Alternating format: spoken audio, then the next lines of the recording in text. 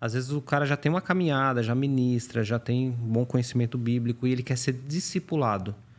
Você entende que o discipulado é uma coisa mais para os pequeninos e quando ele vai crescendo, aí sim eu sempre falo do pão dos 40 dias, né? Como que funciona? Porque até para trazer luz para isso. Porque a galera fica muito... eu queria estar toda semana, eu queria ter um tempo, marcar um horário toda semana. E às vezes não tem essa necessidade.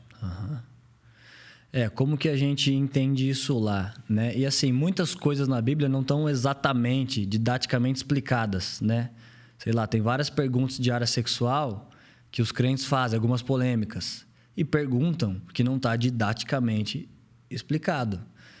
Por exemplo, esse é um exemplo que eu gosto. Paulo fala sobre o dom de maravilhas. O que é dom de maravilhas? Talvez eu pergunte, vocês sabem responder, mas não pelo que a Bíblia diz. A Bíblia nunca diz dom de maravilha é isso. Ela só diz que existe. E na prática da igreja, você descobre o que aquilo está dizendo, né? Então, não tem uma frequência de discipulado determinada na Bíblia, né? Muito você vai vivendo por sua revelação pessoal, que você assume essa revelação dizendo não. Por exemplo, a Bíblia pede, confesse seus pecados uns aos outros, preste contas uns aos outros.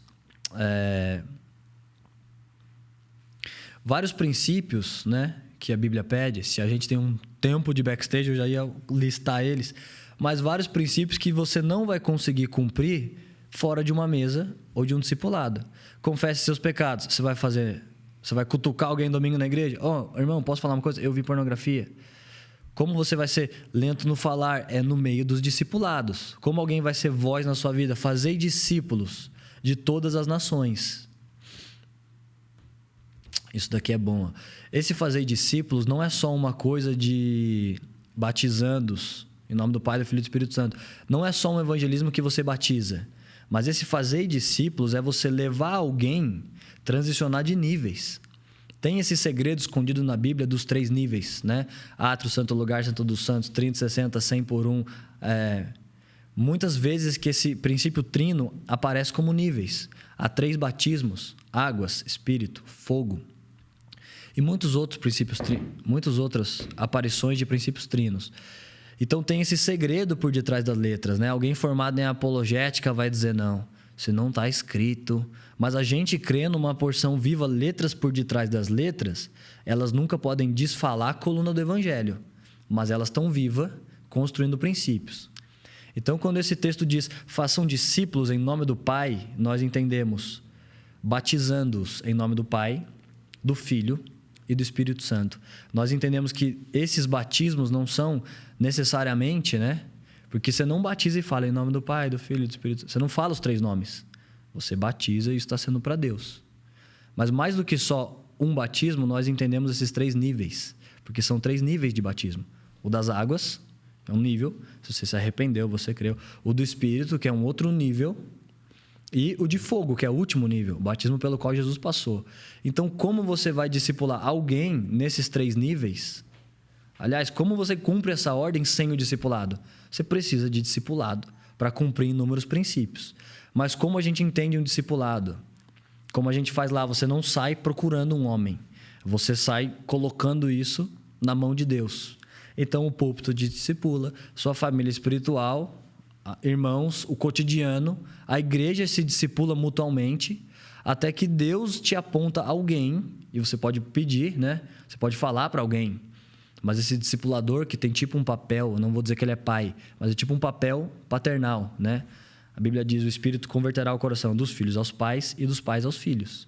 Então, o filho tem que ter um coração convertido ao pai, falando, não, já que você pode me discipular, e você reconhecer, né? A pessoa não vai te eleger e eu escolher unilateral. Já que semana que vem você começa a me discipular, tá? E a gente nem recomenda que você saia por aí caçando discipuladores.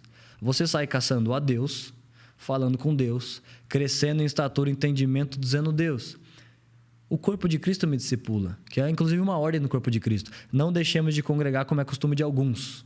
Pelo contrário, exortemo-nos uns aos outros. Tem um discipulado coletivo que as ovelhas, os irmãos, né?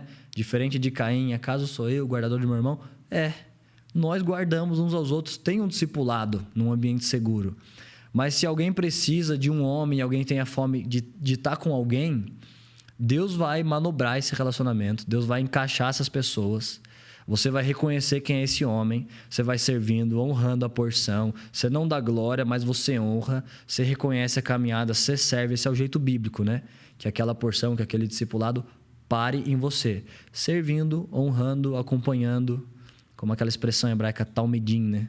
Que é uma expressão que significa que a pessoa está tipo empoeirada, né? Pelas sandálias do mestre que vão andando, ela está tão grudada o tempo inteiro que essa poeira vai entrando sobre ela, né? Caindo nela. Então, como acha um discipulador? Não procurando a Deus. E alguma hora você vai olhar para sua vida, medir de fora e dizer, não, sempre que eu estou com o Jackson, as palavras dele me exortam, me consolam, me edificam, eu confesso pecados. E você vai reconhecer. Em algum momento, esse cara também vai reconhecer. E quando isso está reconhecido, vocês podem oficializar, né? Tipo, Jackson, eu já tenho visto, cara, você tem um discipulado sobre a minha vida. Eu posso dizer que você me discipula? Não dizer para os outros, né? Mas afirmar para estabelecer o elo da relação, né? E o coração dos pais aos filhos. Você vai reconhecer e dizer, sim, cara, eu tenho percebido, Deus criou esse vínculo entre nós.